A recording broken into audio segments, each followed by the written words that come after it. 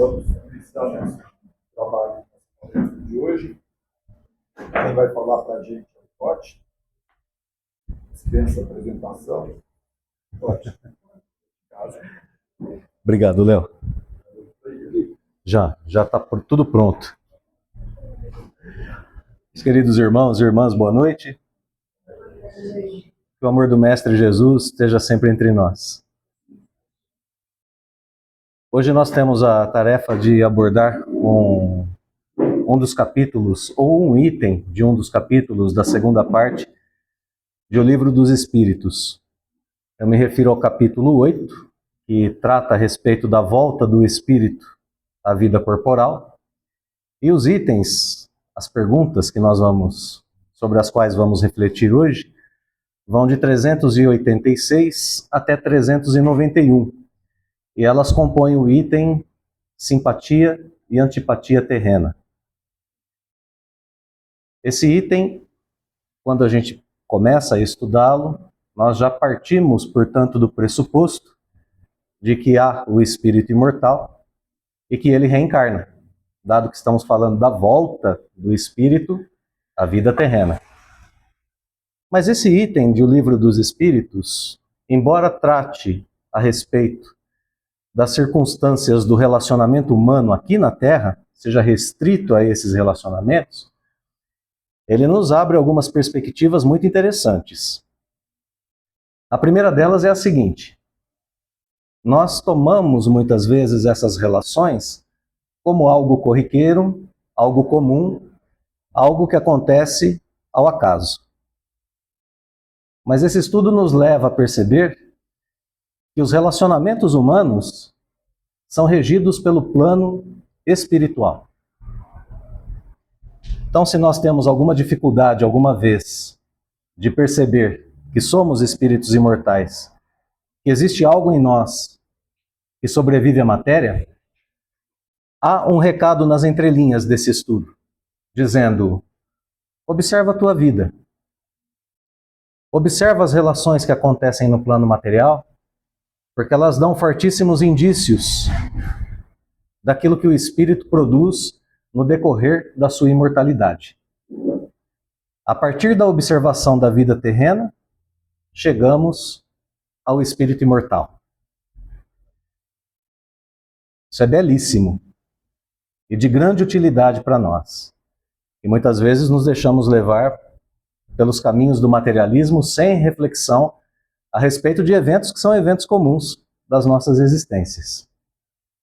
Uma outra consequência belíssima desse estudo é a seguinte: como estamos falando a respeito de reencarnação e a respeito de relações humanas terrenas, nós podemos ter a certeza absoluta de que a vida terrena se constitui em uma grande teia de reencontros. Às vezes pelos laços da simpatia, às vezes pelos laços da antipatia, mas de qualquer forma, reencontros. Portanto, os grandes amores não se perdem através dos tempos e muito menos através das reencarnações, assim como aprendemos em O Evangelho segundo o Espiritismo. É um capítulo de grande instrução, de poderoso consolo, para que a gente possa guiar as nossas relações terrenas.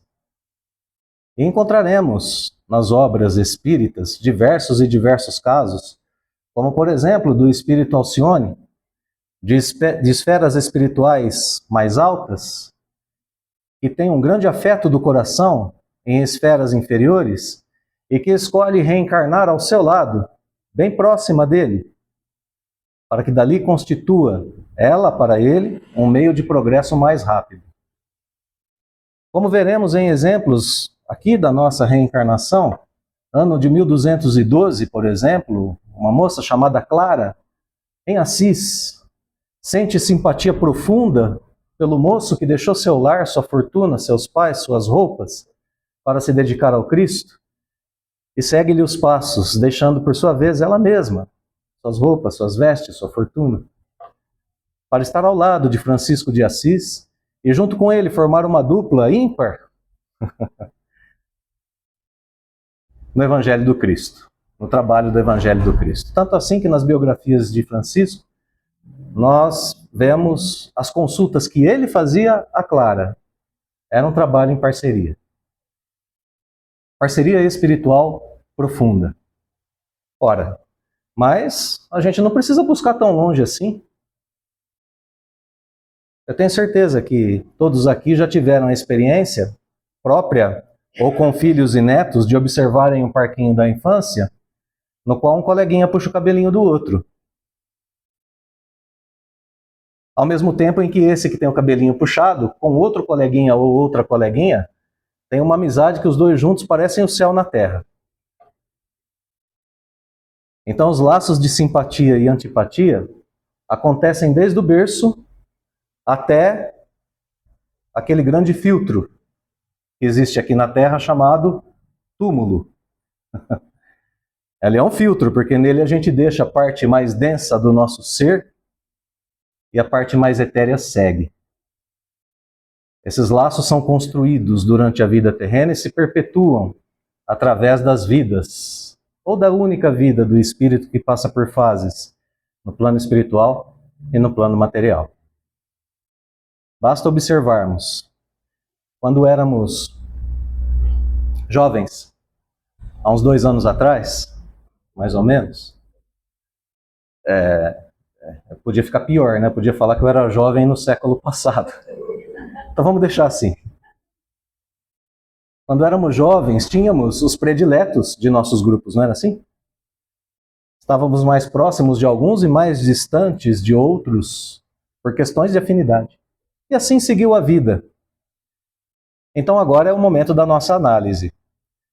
Kardec começa o item perguntando na questão 386 se espíritos que foram simpáticos em vidas anteriores se reconhecem na existência atual.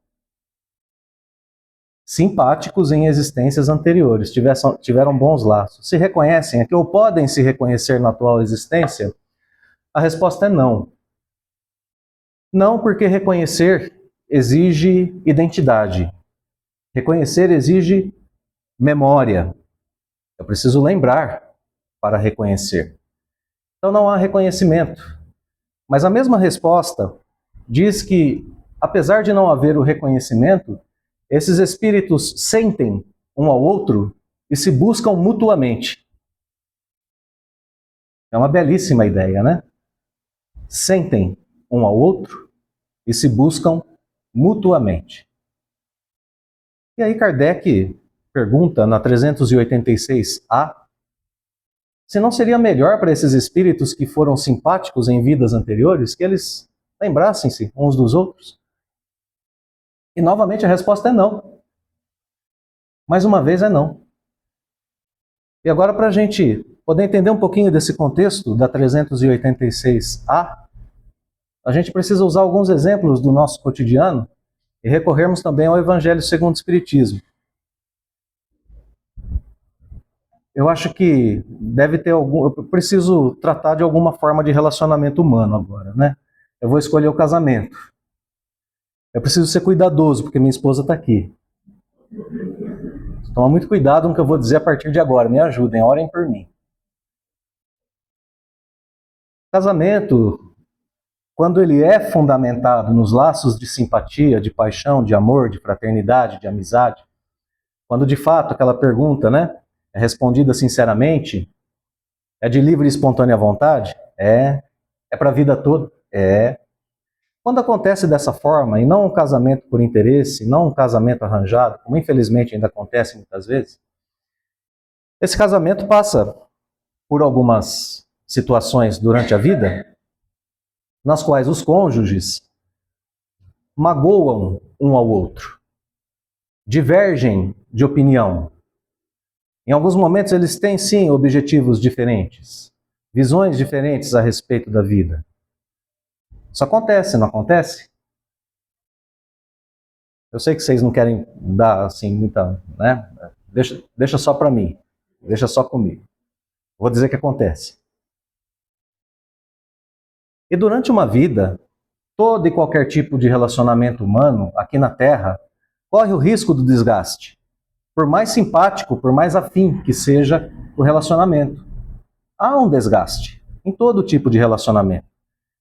Impossível a gente não lembrar aqui, ou pelo menos para mim, não lembrar nesse momento, de uma imagem usada por um famoso filósofo. Ele disse que os seres humanos se assemelham a porcos espinhos em noites de frio. Já ouviram isso? Porquinho espinho numa noite de frio quer ficar pertinho um do outro, mas ele é um porco espinho. Na medida quanto mais ele se aproxima, mais eles se machucam. Somos espíritos imperfeitos, vivendo esse problema aqui na Terra. Qual é a solução? Aparar as pontas dos nossos espinhos. Aí a gente cria possibilidade de aproximação e possibilidade de, estando próximos, vivermos apenas o calor da relação e não as feridas. Bom, então voltemos agora um pouquinho ao Evangelho segundo o Espiritismo. Capítulo 5, item o esquecimento do passado. Nesse capítulo, nesse item do capítulo 5, Kardec escreve algo que é de grande valor para essa análise que estamos fazendo. Ele diz que sim, o espírito esquece as vidas passadas e volta para a Terra com as lembranças que lhe são úteis, em formas de intuição. Então nós temos dois guias durante a reencarnação terrena, a consciência e a intuição. É Deus olhando nos olhos de seus filhos e dizendo a eles: esqueça os erros do passado. Esqueça as mágoas das relações anteriores.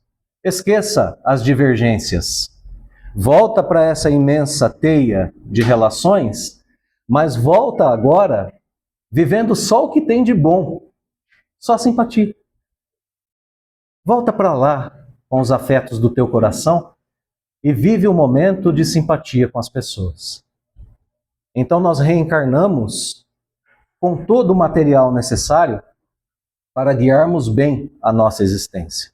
Não é necessária a memória do passado, que muitas vezes poderia ser perniciosa. Poderia nos desviar de um bom relacionamento com alguém. Bem, fechando essas três primeiras questões, porque o item da simpatia vai até a questão 388, nós ainda temos duas ideias importantes aqui dentro do item simpatia. Kardec vai perguntar se os laços acontecem sempre porque esses espíritos se conheceram, melhor dizendo, em vidas anteriores. A resposta é não. Só que ela não vem com uma explicação profunda, ela vem com um exemplo.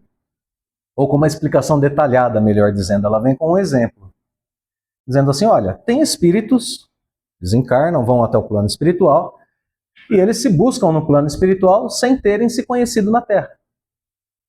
E a resposta acaba por aí. Porque a explicação mais profunda, mais detalhada, virá no item antipatia, um pouquinho a seguir. Então guardemos isso na memória. Os laços de simpatia e antipatia não são sempre fundamentados em experiências conjuntas anteriores. A gente não sente só porque a gente já viveu junto em vidas passadas. Pode ter outra fonte, outra causa, esse sentimento de antipatia e de simpatia. E uma outra informação que é essencial para a gente entender essa outra causa. Quando Kardec pergunta a respeito desses laços, ele chega a esse questionamento a respeito das fontes, e a resposta da questão 388 fala a respeito de vibração. Ou melhor dizendo, essa não é a palavra. Ele usa a palavra magnetismo. O magnetismo é o início de tudo, diz a resposta. Depois você vai entender mais, dizem os espíritos superiores para Kardec. E agora a gente precisa entender o tal do magnetismo, né? Eu vou rapidamente a Leon Denis, o livro do problema do ser, do destino e da dor. Ali no capítulo em que Leon Denis versa sobre a memória, ele explica, ele diz a seguinte frase: a vida é a grande vibração que preenche todo o universo, tendo como foco Deus. A vida é a grande vibração que preenche toda a criação e que emana de Deus. Cada um de nós é um ser que vibra. Cada vida é um ser que vibra. É como se fôssemos um sino. soando, vibração do ar. Ou uma fonte de luz, rememorando Cristo, que brilhe vossa luz. Ondas de luz, ondas vibratórias. É claro que o espírito não emite nem som e nem luz. Isso são coisas do plano material, são analogias para entendermos que o espírito vibra. Ele está envolto em fluidos. E ele vibra, ainda segundo Leon Denis, em acordo com aquilo que ele pensa, que ele sente e com aquilo que ele faz. Isso demonstra que nós temos diferentes graus de progresso, de vibração e de vidas. E compartilhamos uns com os outros as nossas vibrações todos os dias. Imaginem os instrumentos musicais. É comum para todo mundo a ideia de uma nota consoante, uma nota dissonante? É comum essa ideia ou não? Não? Uma nota consoante é quando você ouve uma sequência melódica e ela soa bem ao seu ouvido. Uma nota dissonante é quando dentro dessa sequência melódica, dó, ré, mi, fá e assim por diante, você ouve uma nota na sequência e ela não soa bem. Parece que tem algo estranho ali. Isso é uma nota dissonante. Percebam que já temos como princípio aqui. Ficou mais ou menos essa história da nota consonante e dissonante? Já temos aqui algo interessante, porque uma nota consoante, com algumas notas, não é uma nota boa nem má. Uma nota dissonante, tampouco. Elas só são diferentes. Só vibram de modo diferente e só se encaixam em lugares diferentes. E agora a gente pode entrar no contexto da antipatia. Questão 399. A resposta à questão da 399 é ótima. Porque ela diz que, quando Kardec começa a perguntar por que dos laços de antipatia, ela introduz a seguinte ideia. São repulsões instintivas. Repulsões instintivas. Se a simpatia é atração instintiva, aqui a antipatia é repulsão instintiva. Lembram o Evangelho agora há pouco? 2 vias para nos guiar na Terra, consciência e instinto, intuição. Então é aquele momento que a gente se aproxima de uma pessoa e diz assim, isso não vai dar certo. Não vai dar certo. Mas o codificador continua nos provocando, né? Aí ele diz assim, bom, tudo bem. E afinal de contas, então, a antipatia sempre nasce porque um dos dois é mau. E a resposta é não, novamente. E aqui o cerne da nossa reflexão. Porque a resposta diz que muitas vezes a antipatia pode vir da diferença entre pensamentos. Então agora nós temos a segunda causa das simpatias e das antipatias. 2 espíritos que pensam igual ou próximo são simpáticos. Que pensam de forma muito diferente são antipáticos. Não é só experiência vivida em conjunto em vidas anteriores. Tem essa questão também. E agora eu quero fazer com vocês, se vocês toparem, uma pesquisa de grande utilidade pública. Vocês aceitam participar? Não, é sério, gente. A pesquisa é séria, por favor. Né, Léo? Palestra em casa espírita, pesquisa séria. Topam participar? Todo mundo aqui come feijão com arroz. Sim. Quem gosta do arroz por cima do feijão, por favor, levante a mão. Acho que vocês perderam. Os outros todos gostam do feijão por cima do arroz. Quem gosta dos dois separados? Bem lembrado. Bem lembrado, Vera. Olha, é sensacional. Só a Vera gosta de separado? Ah, não, tem mais gente. Tem mais gente. Pois é, meus amigos. Esse é o momento da gente perceber, né, de nós avaliarmos a vida terrena. Eu acho que todo mundo concorda com o seguinte. Feijão por cima, feijão por baixo, ou os dois separados, de qualquer forma, é arroz e feijão. Tá certo? Com isso todo mundo concorda? Então, Então, e aí, olha o que o Léo disse aqui, não muda o sabor. E aí, imagine só agora, você que gosta do arroz por cima, está naquela fila do self-service. Tem uma pessoa do seu lado, você coloca o arroz por cima, você olha do lado, ela colocou o feijão por cima. Você pensa assim, não sabe nem comer arroz com feijão. Não sabe. Né? E a gente pensa assim, né? Não muda o sabor, muda. Para a pessoa que gosta do feijão por cima, ela não suporta comer o feijão por baixo. O sabor é completamente diferente. Sabiam? Isso, meus amigos, é percepção humana. E eu usei essa analogia só para poder dizer para vocês o seguinte, partindo para um contexto mais geral, todos nós aqui na Terra nos alimentamos exatamente do mesmo pão espiritual, classificado por Kardec como um planeta de provas e expiações. O modo como eu percebo as provas e expiações não é o mesmo modo que o Léo percebe, que a Vera percebe, que a Fanny percebe. O modo como eu penso o meu problema de futura calvície é muito diferente do que o de qualquer outra pessoa que recorre aos tratamentos capilares.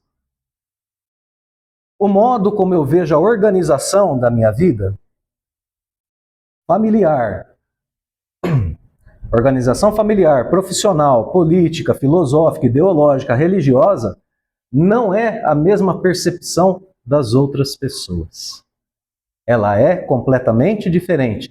Pode ser o mesmo arroz com feijão, pode ser provas e expiações. No entanto, as antipatias chegam porque eu quero provas primeiro, expiações depois. Ou eu não quero nem provas e nem expiações, e alguém quer que eu queira, e eu não quero querer. E é assim que acontecem as divergências terrenas, em todos os laços de convivência que a gente possa habitar. A análise dos nossos laços de afinidade e de antipatia nos conduz, assim, à percepção do outro. Do outro. É por isso que a gente vive em sociedade na Terra. Para que a gente aprenda a experimentar de vez em quando o feijão por cima. Não gostei, mas não tem problema, eu experimentei, já vi a perspectiva do outro. Para a gente encerrar, a questão 391, que é a última do item, ela traz uma pergunta de Allan Kardec, que é belíssima pergunta. Ele perquire aos espíritos superiores a respeito do nascimento da antipatia. Ele diz assim, a antipatia nasce primeiro, considerando graus, né, de progresso diferente dos espíritos. Nasce primeiro no bom espírito ou primeiro no mau espírito? Qual dos dois nasce primeiro? Pensaram por um instante? Nos dois. A resposta é nos dois. Porque a simpatia e a antipatia não têm nenhum tipo de conotação moral. Elas são percepções, sensações do espírito vivente. Então imagine só, agora a gente precisa entrar no detalhe da questão. Porque elas nascem nos dois ao mesmo tempo, mas com causas e efeitos diferentes. E aqui se denota o grau de evolução diferente desses espíritos. No espírito mau, a antipatia nasce com relação ao bom por dois motivos.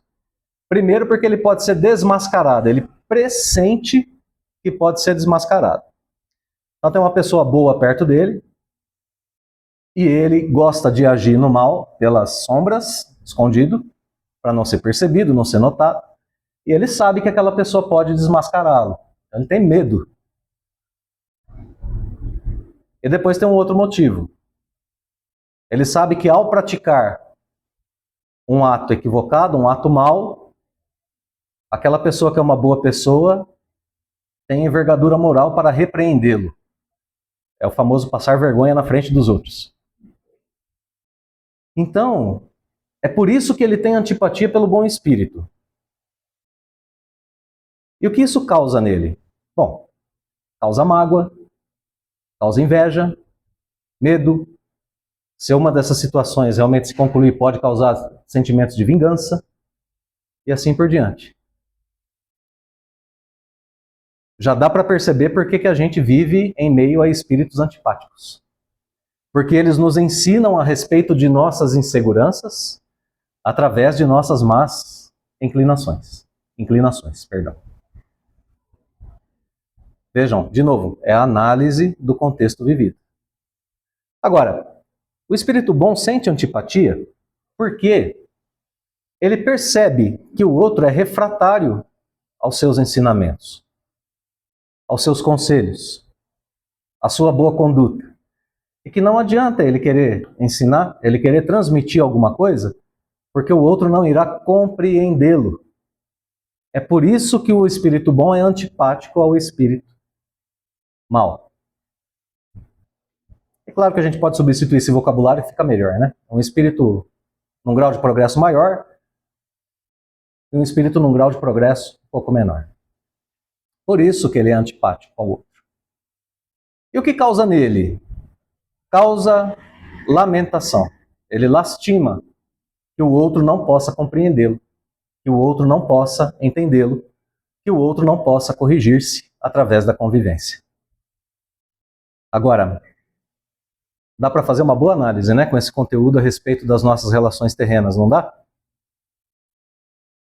Quando a gente estiver numa relação de simpatia com alguma pessoa, ou de antipatia, a gente começa a avaliar como é que estão funcionando o nosso pensamento, nosso sentimento, nossas atitudes, nossas palavras nessas relações.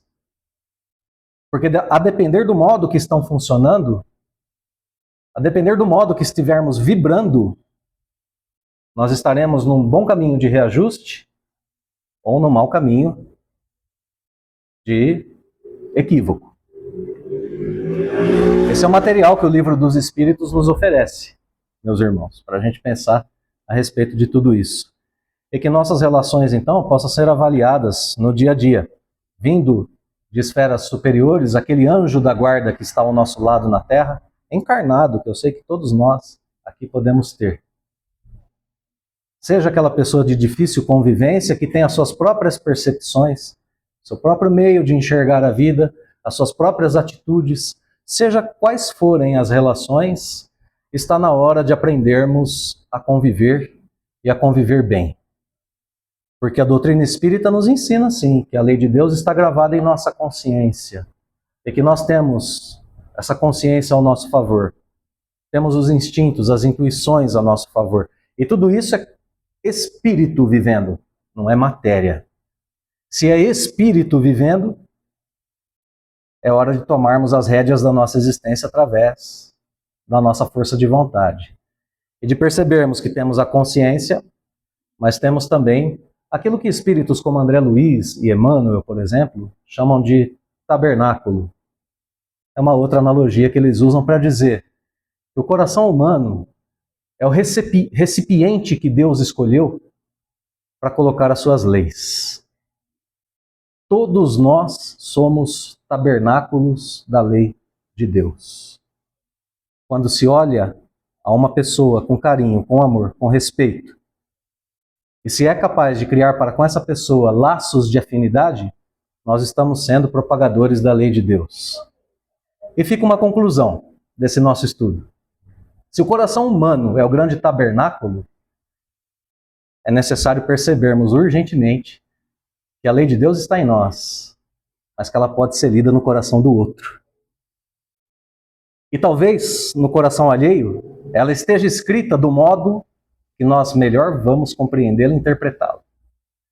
Essa é a nossa tarefa. Muito obrigado, meus irmãos. Excelente semana. Muita paz a todos.